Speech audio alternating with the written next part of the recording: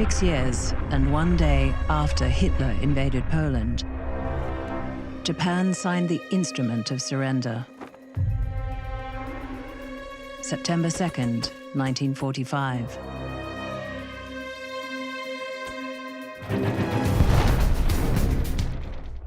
No one will ever know how many died. No one will ever know the name of the first or the last victim.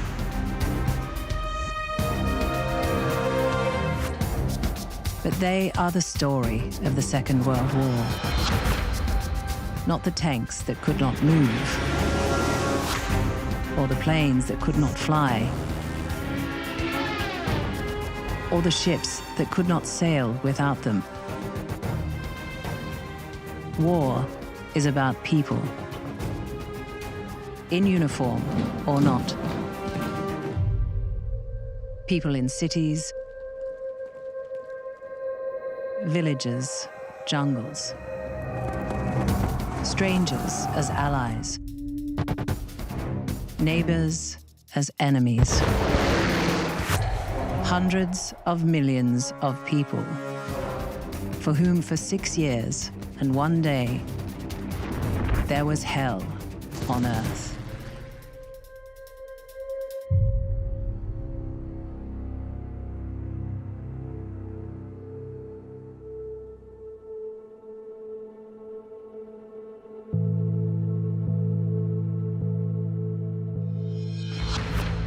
In 1918, an armistice, rather than surrender, led to a peace treaty that satisfied no one, and a belief amongst those who had lost the war that they had not been defeated, but betrayed. In 1943, President Roosevelt made it clear that there would be no ambiguity this time. Unconditional surrender was the only thing that would stop the fighting.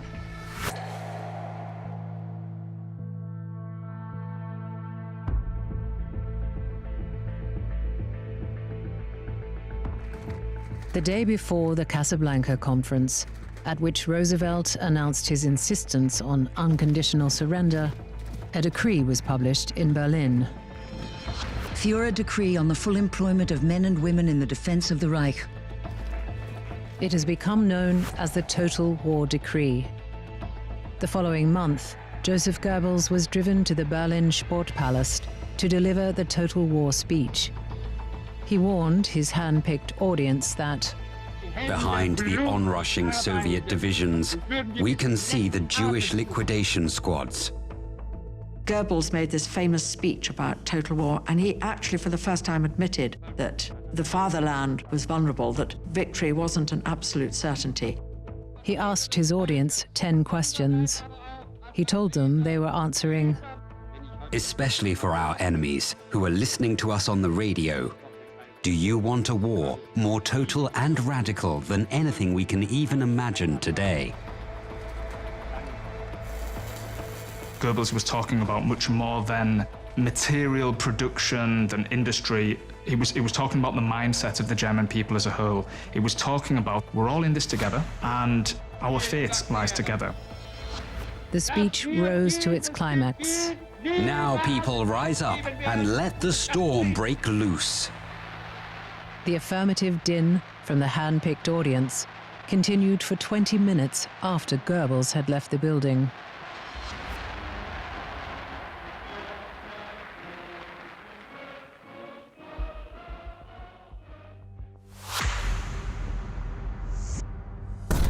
The Soviet campaign in early 1943 had been thwarted by Manstein's counter-offensive, leaving a salient. Manstein recaptures the city of Kharkov, and that has created the southern end of a bulge that was already evident in the northern part of the line, and it has now created a southern shoulder to what is now called the Kursk salient. The Germans decide that their next move should be to pinch out the salient. They call the operation Citadel. But the Kursk salient was as obvious a target to Stalin as it was to Hitler. Some 300,000 Soviet civilians are being mobilized to build these defenses. They will dig some 9,000 kilometers of trenches. They will have anti-tank ditches and anti-tank traps. They will have underground bunkers. They will have thousands of mines per square kilometer.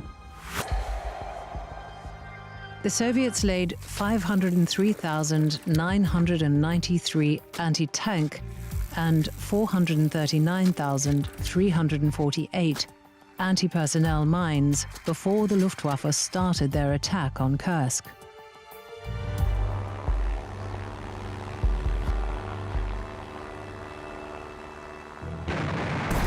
In the opening 45 minutes of their assault, the Germans fired more shells than they had discharged during the Polish and French campaigns combined. Как забила артиллерия, как засвистели, это, оказывается, ракета летит. И бомбят, и артиллерия, и тут и с танками. Команду не слышит. Я командую куда вправо, там влево, туда.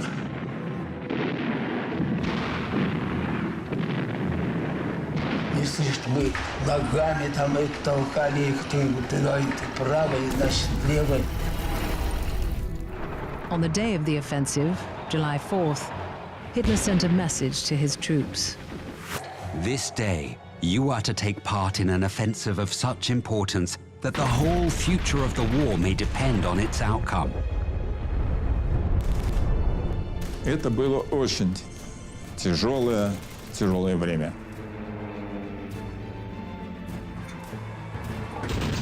Немецкие самолеты Мессершмитта летали буквально 15-20 метрах над землей.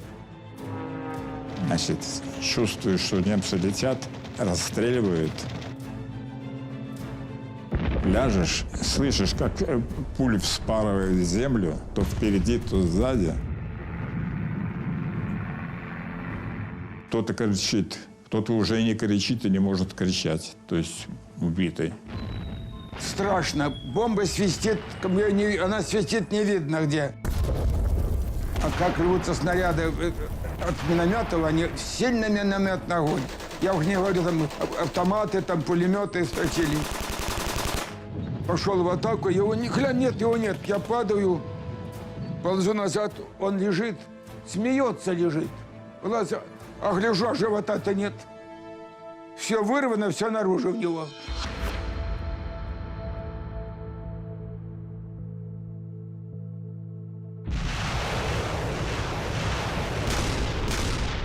In the weeks of continuous fighting, during which the Red Army fired 42 million rounds of artillery ammunition, the Germans were forced back 240 kilometers. Кто когда как успел врываться в окопы, и в рукопашную кто когда как мог кого выбивать. Видимо, много и травм, и всего, но слава Богу, что мы действительно все-таки смогли по-настоящему выполнить свои задачи вот наступления на Курской дуге. Kursk, in my view, is absolutely not a turning point in the war. It's a turning point in the 1943 summer offensive. And Kursk is the end of the German initiative on the Eastern Front, but in some ways it's the end of the German initiative on the Eastern Front because the Soviets themselves sensibly decide not to attack. By the numbers, Germany had the best of Kursk.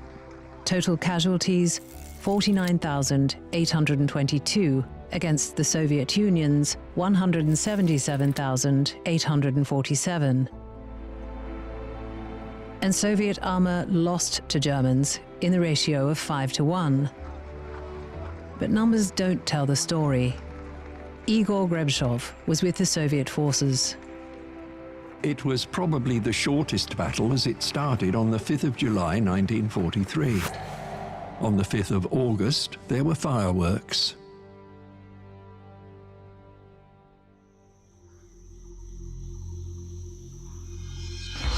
A couple of days earlier, on the other side of the planet and of the war, Japan declared Burma independent from British rule. The story in Burma, as in Malaya, was shock, speed, and panic. The Japanese moved from Thailand through jungle they were not supposed to be able to negotiate. 人間やっぱり恐怖心もあるし、それ蛇がやね、短くこの蛇やから猛毒持っとったやつが怖かったですな。名乗り刺されて、ザリガニみたいなやつはこれも死にますわな。猛毒やさかい。また家の中によるサソリはね、前切ってええわいと思って、ああ、サソリや言うたら、捕まえたら、尻尾でガーッとやって尻尾で刺されて、半日やしびれ、俺見ていらんことするから見てサソリ刺しよったって、半日しびれてもうていかね。They bombed Rangoon, where the element of surprise cost the lives of a couple of thousand sightseers.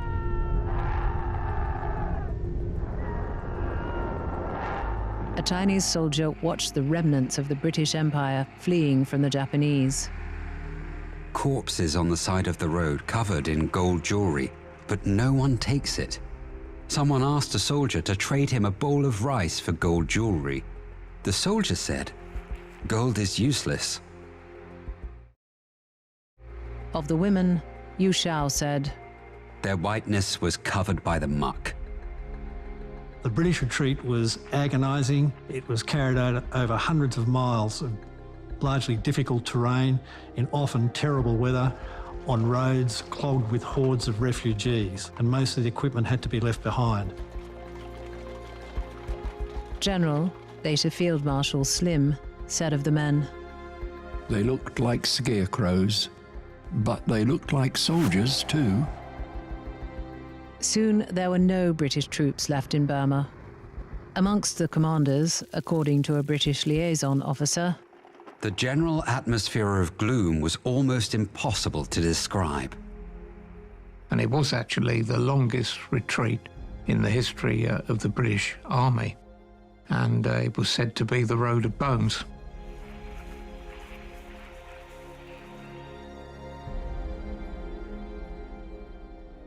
In July, Japanese headquarters ordered planning of a three-pronged thrust into India.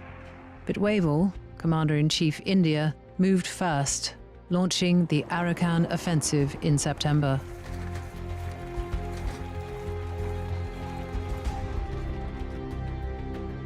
The Arakan campaign went wrong for a number of reasons.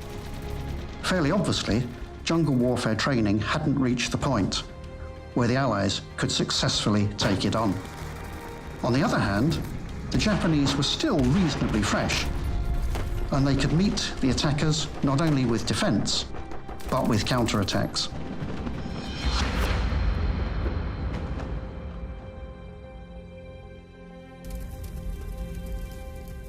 By mid-May of 1943, at a cost of about 5,000 British casualties, not including those struck down by sickness, the British were back where they started, and the Japanese, having taken less than 2,000 casualties, were still in control.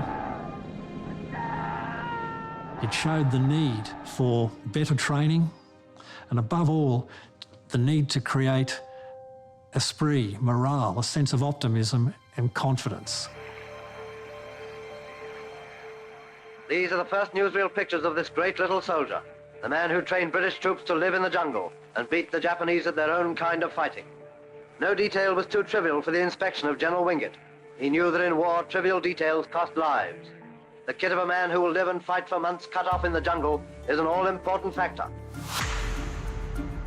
Major Ord Wingate, one of the eccentric soldier mystic types that pop up in British military history, proposed special units operating behind Japanese lines and supplied by air, the Chindits. Here they are, for the first time in newsreels, the Chindits. Take a close look at them. Not that it'll help you to recognize any of them, their own mother couldn't. Approaching a village, they prepare for action. They look casual. Wingate argued for groups conducting long-range penetrations behind the Japanese lines to wreak havoc in the Japanese rear areas. Incredibly mobile, moving up their equipment by mule.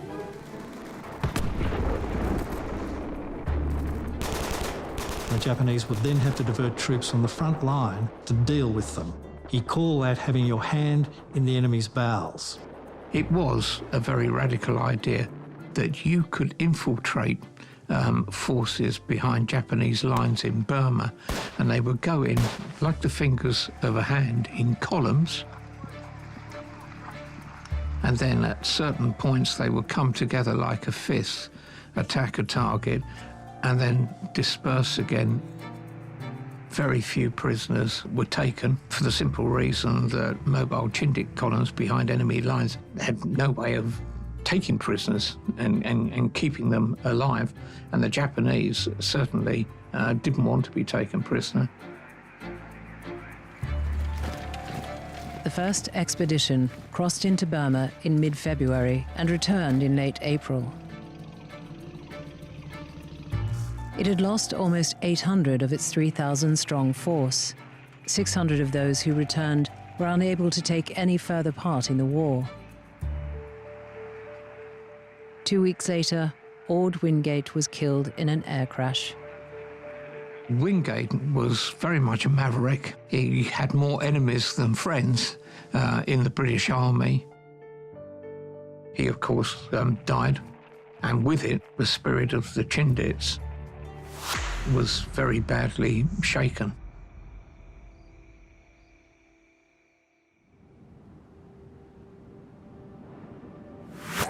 In January 1944, Chiang Kai-shek, who had sent several of his best divisions to support the campaign to eject the Japanese from Burma, warned his allies that a major Japanese offensive was imminent. It may be expected that before long, Japan will launch an all-out offensive against China. The Chinese divisions remained in Burma, but their success came at a terrible cost to China. Operation Ishigo, literally Operation Number 1, was the largest action launched by Japanese anywhere during the war. The plan was to neutralize American air bases in China, from which bombers attacked Japanese cities, and open a supply corridor between northern China and Vietnam. 500,000 Japanese were engaged. A greater number fought on the Chinese side. These pictures of the evacuation of Kuailin might equally well be any one of 1,000 other places in war-ravaged China. Almost the only transport was the single-track railway, and Kuailin station was soon packed with about 20,000 would-be passengers.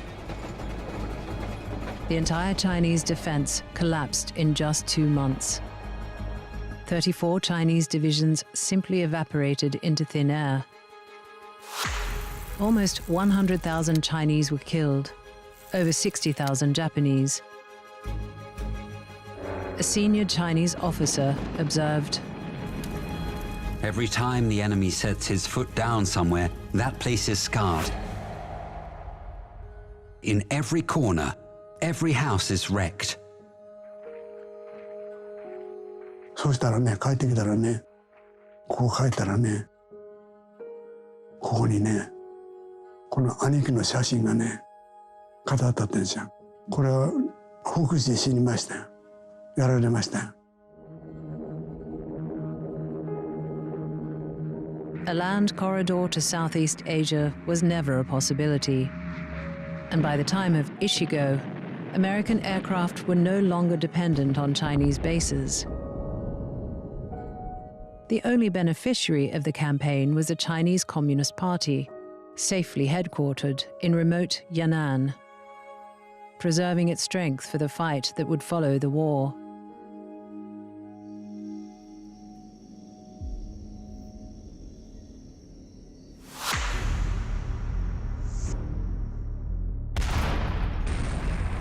At the beginning of April 1944, the Japanese 31st Division in Burma had closed on the British base across the Indian border at Kohima.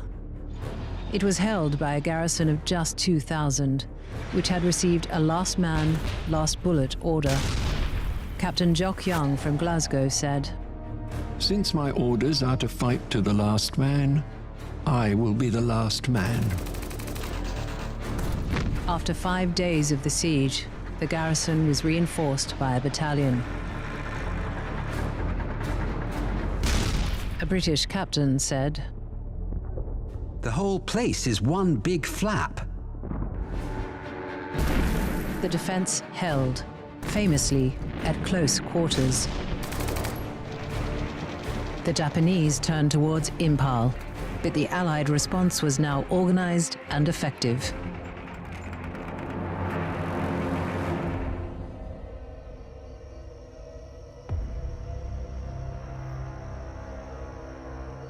I was a forward scout. Then we had the corporal leading the rest of the section. But you couldn't see anything. All you could see was a mass of greenery. That was real jungle up there.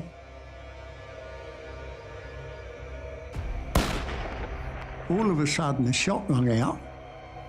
And I couldn't go forward then because I didn't know how many Japs or whatever was there. There was just the one shot. And they shot our corporal, and I carried him back. I was expecting to get shot, carrying him back.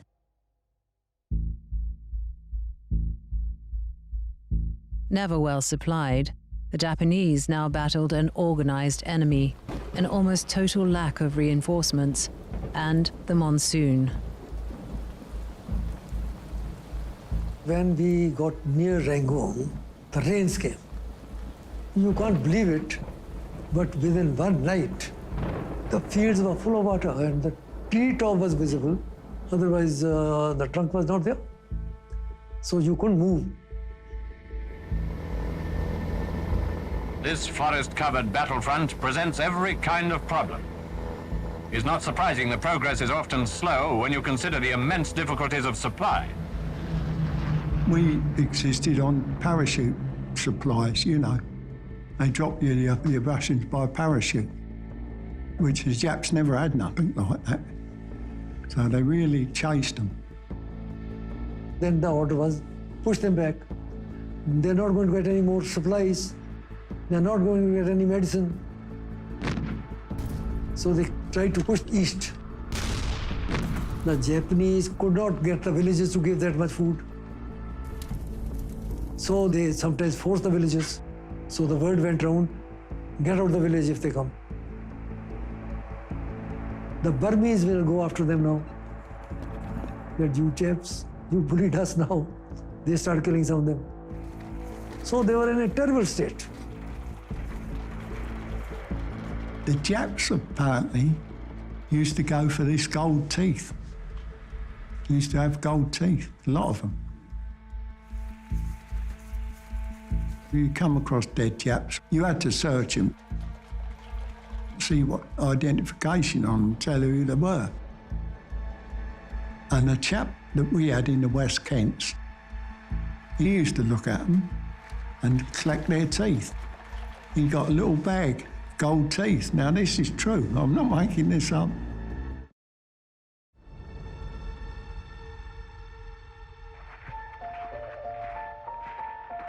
The Japanese, they were never taken prisoner, they generally killed themselves. And as the Japs are so far not in the habit of surrendering, you can read it in the expressions of the prisoners, too. 頭の中に未だにまだ覚えてますよ。それだけ叩き込まれたんですよ。とにかく死ねと。生きて領収の恥を送る中でだから生きて絶対捕虜になったらいかんと。もうそれは頭の中にまだ未だに90になってまだ覚えてますやんか。そこまで仕込まれたんですやんか。もう生きて領収の恥生きて帰るとかないどっちやですよ。捕虜になったら。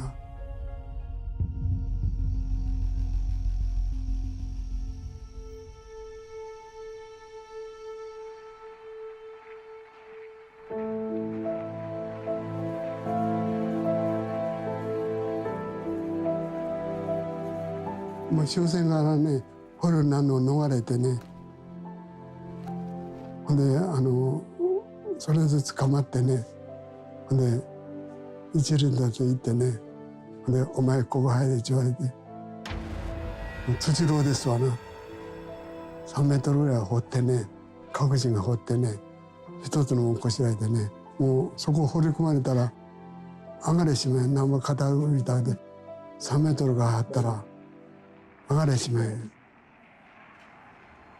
それはやっぱりね、アメリカ大きさがいないけど、やはり戦でやったらいかんけども、まあ背に腹変えられんのでやったんやけども、そやけど貧乏はあれですな。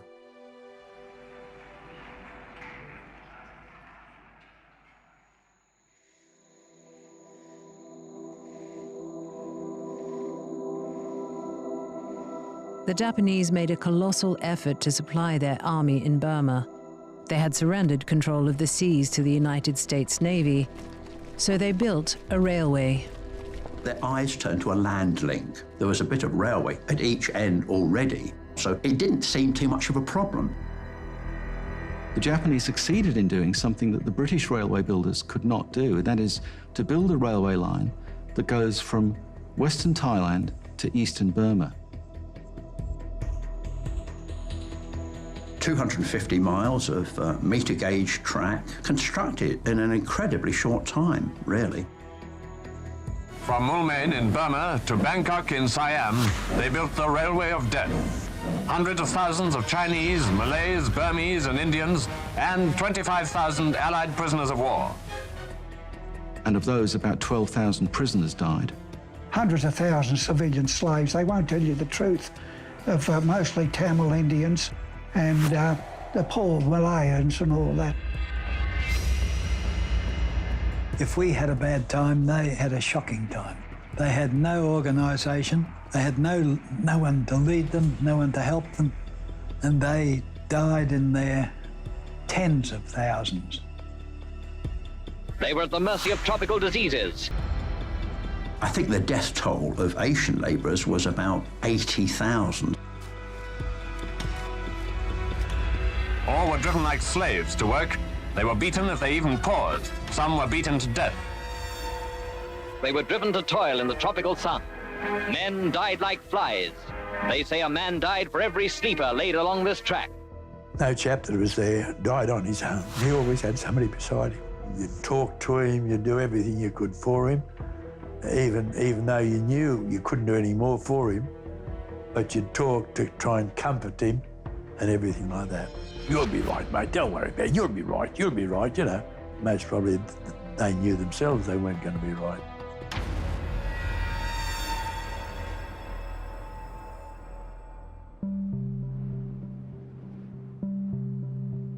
Men were not the only victims of what became known as the Death Railway. One Australian prisoner recalled the night a train arrived. Young women got out. The Japanese guards lined up with tickets. The women who arrived were comfort women.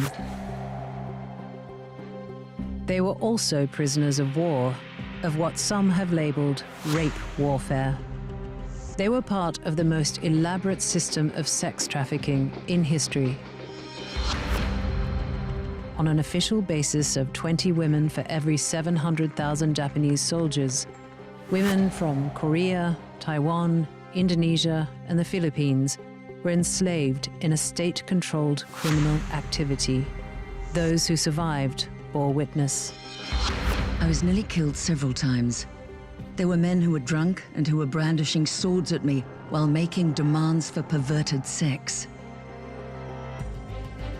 There was a German equivalent, the Einsatzfrauen, using women who had chosen life in a brothel over death as a slave laborer, or women already imprisoned. A woman in the camp brothel at Buchenwald said, "Not even the weather was on the agenda. Everything was so mechanical. They finished their business and left." The Holocaust, too, encompassed sexual violence. Eyewitnesses to mass shootings reported the killers first raping their victims. And when the Soviet army reached German territory, rape warfare was again common. Hundreds of thousands of women were raped because the Soviet army, Stalin, he said, you think that the Soviet army is an army of heroes, but you should always remember that this is the ordinary occupation army. I went on the hill to have a bit observation if I can see any Russian trucks and nothing. And on the bottom, there was a lady, she was hiking high for goats she had. And then I went there and, yeah, you come here. You been already home? I said, no. Your sister has been raped by a whole truck of Russian soldiers. And the last Russian soldier mutilated her and dropped her in the next granite hole.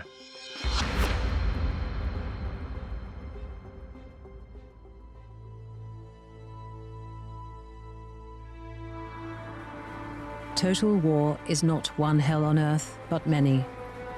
Sexual violence was one. Another, away from the bullets and bombs, was the deadliest weapon of the war, taking the lives of 20 million. The hell of hunger. In India, in China, and Vietnam, Japan's expansion, directly or indirectly, contributed to the deaths of not less than 5 million people.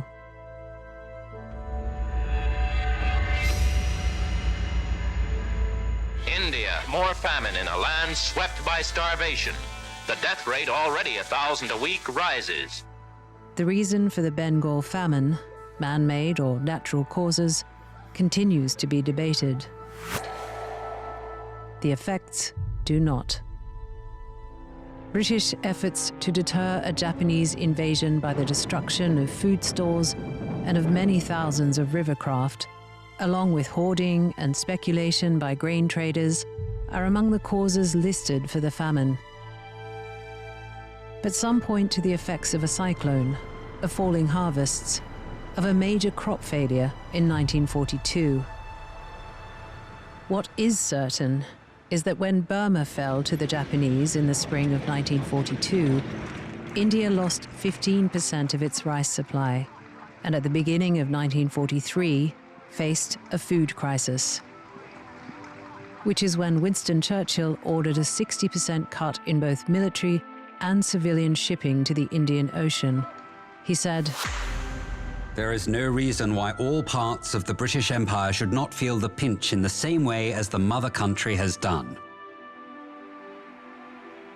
Biswa Chakrabarti, a schoolmaster, wrote, "The whole population seems to be moving silently towards death." He was not, of course, talking about the mother country, but Churchill's attitude to India, and particularly to Indian independence, is well known. As he famously said, India is no more a nation than the equator, that it had no meaning as a nation. So he completely dismissed Indian nationalism. In a famine, no one wants extra mouths to feed. The desperate but common ploy of selling children was no longer possible, and peasants resorted to renting their daughters out for the night. Aranga Mohan Das reached a bazaar on the banks of a river. Then I saw nearly 500 destitutes of both sexes almost naked and reduced to bare skeletons. I had the misfortune of seeing 8 people breathe their last before my eyes. It shocked me to the bottom of my heart. DC Majumdar wrote on behalf of his village to the Bengal Relief Committee. There are hundreds of little children, both orphans and those deserted by parents. They require milk, barley, water, etc. if the innocent creatures are to be saved. Archibald Wavell at last shone. Appointed viceroy, he acted swiftly to impose price controls and other measures, but he received little support from London, whose attitude he described as short-sighted and callous. When he learned how supplies were being airlifted to relieve a food shortage in the Netherlands, Wavell said that it was a very different attitude towards feeding the starving population when the starvation is in Europe. Action to alleviate the famine was finally taken out of concern for the effect the famine was having on the troops being massed for the reconquest of Burma, 60% of whom were Indian.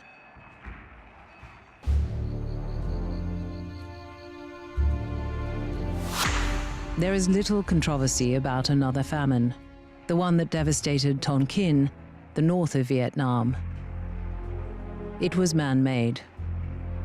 In Tonkin, there's a terrible famine. About 2 million people die of famine as a result of the Japanese stripping away their food and taking it off and then basically wasting it. 5% of the population died.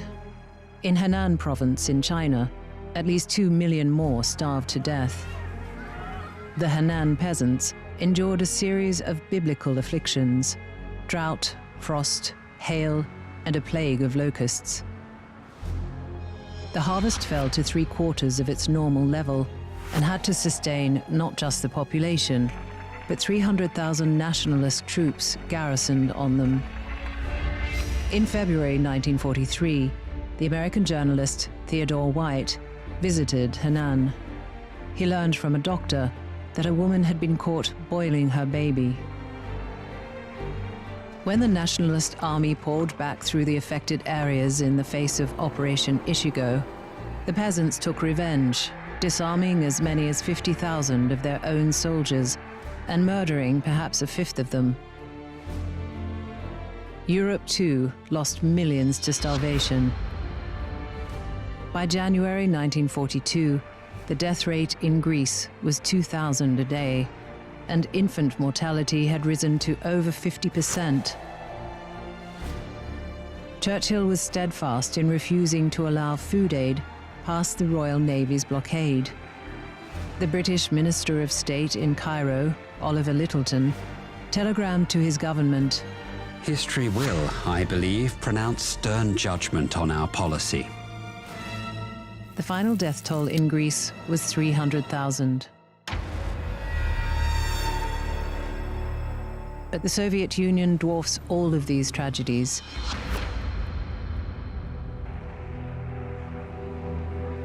As many as 9 million died of starvation during the war.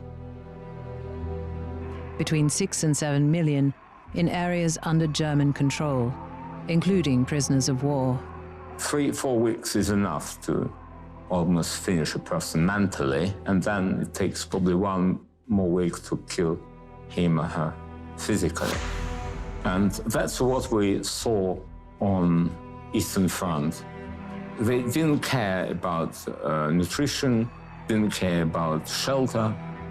There was just not enough food for people, especially for small children.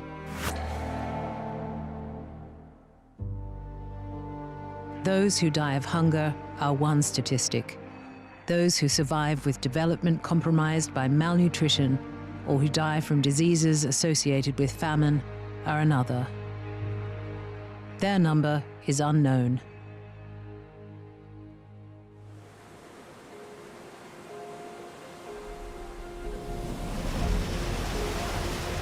The invasion of Sicily.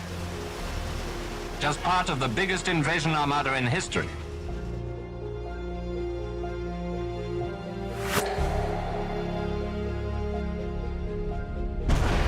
A heavy night bombardment from the sea preceded the landing. They would, at night, drop flares on the ships to light it up like you were on a stage. So the dive bombers would come in. They made a screech that would scare you, and they would attack the convoy. But there were a couple of ships that were sunk, some with troops. The Allies had landed and were winning the battle in Sicily. Even while the troops were coming ashore, a rebellion was catching fire in Rome. Il Duce had had his moment of glory. His goose-stepping, black-shirted legions had held the center of the stage for over 20 years, but their day of reckoning was now at hand. On July 24th, 25th, the fascist Grand Council had voted for the removal of Mussolini.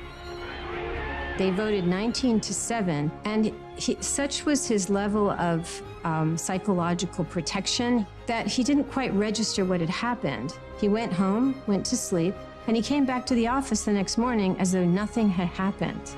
And waiting there, instead of his car, was an ambulance with windows covered up to take him into imprisonment. The first dictator is knocked out, and Italy, even under martial law, cheers Il Duce's fall. General Jodl told Hitler, "The whole fascist movement went pop like a soap bubble." Fascist emblems came down. The people who had suffered 3.5 years of unwanted war made a carnival of their celebration. Soon they would be at peace with the world, or so they thought. Soon Italy would become the sunny, happy place it had been, or so they thought. Italy signed an armistice on September 3rd. The news was made public on the 8th, the day troops began landing at Salerno. This captured enemy newsreel film shows the escape of the Duce, the ex-Duce to be more correct, and very ex he looks.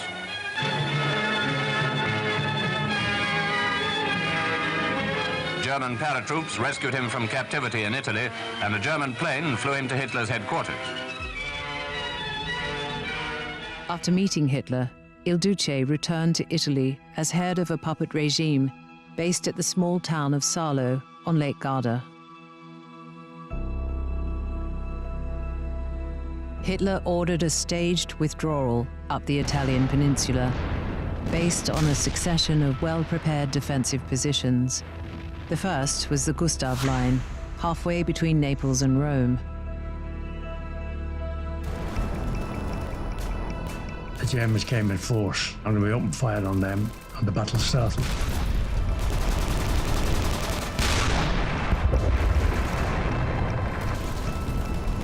They quickly assessed that we didn't have very much in the way of weapons to fight them back. And the mortars started coming down. And they were on the higher ground than where we were.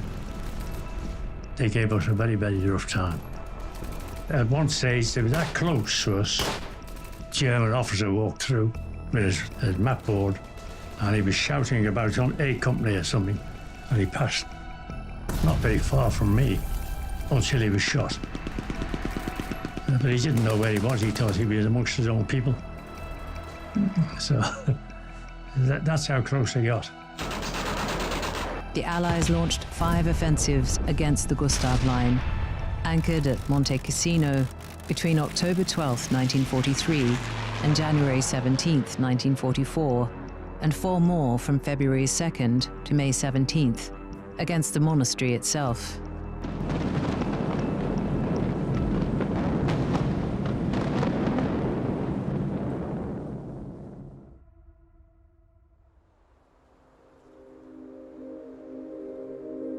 General Alphonse Juin's Free French, led by Moroccan irregulars skilled in mountain warfare, opened the way for the Polish Second Corps to carry Monte Cassino in a final assault on May 17th.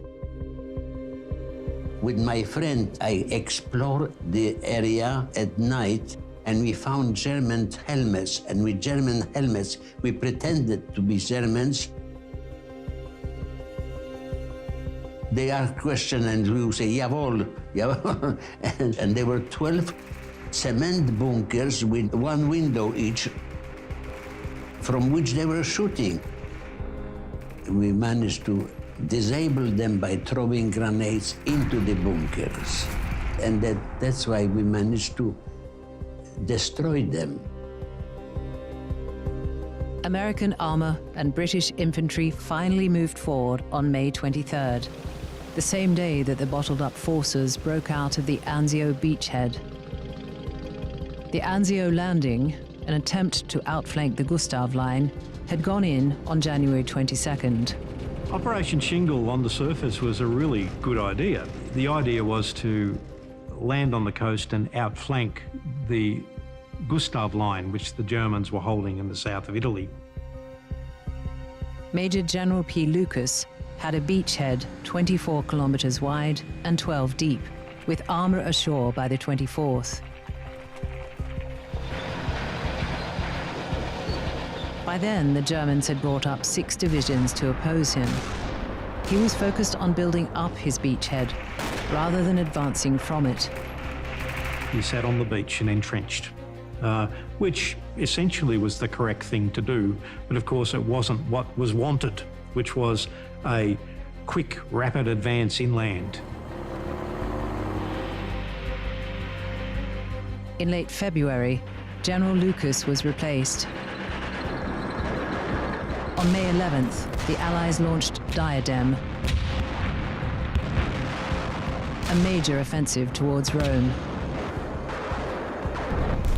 I set my machine gun up, and there was a tree in there. It wasn't a big giant tree, but it was a tree. And all of a sudden, a bullet comes through the tree, and when it exit, it was wood, it splatters me all across the face, and it knocked me back.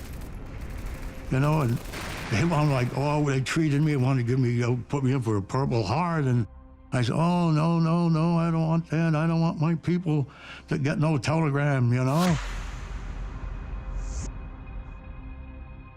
On May 15th, Kesselring, commanding German troops, ordered a withdrawal to the next prepared position, now called the Dora Line. The Germans, of course, under Albert Kesselring, who's one of the greatest German commanders of the war, used the Italian terrain and its climate to brilliant effect.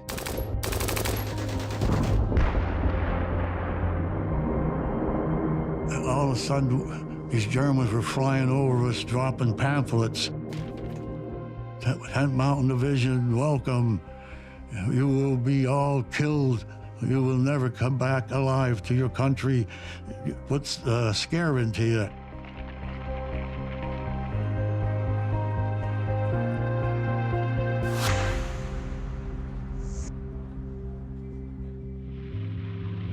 Allied troops entered Rome on June 5th.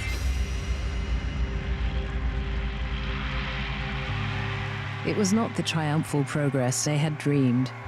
Most Romans, for their own reasons, remained indoors, and most newspapers soon turned to events further north. Even before the fall of Rome, Kesselring had decided to withdraw to his next position, the Gothic Line. The Allied assault began in late August and continued until the terrain and weather together brought a halt to the campaign at Christmas. It was renewed in April 1945 when the fighting was to last for less than a month. Well, like they say, you had to kill or be killed, you know what I mean?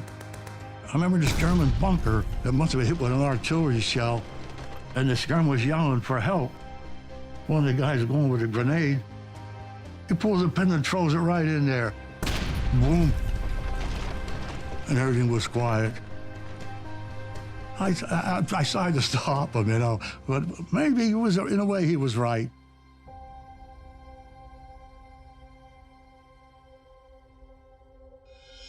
SS General Karl Wolff, in defiance of Berlin's orders, approached the Allies, and an instrument of surrender was signed on April 29th. The day before Hitler's suicide, and the day after partisans shot Mussolini and his mistress, Claretta Petacci.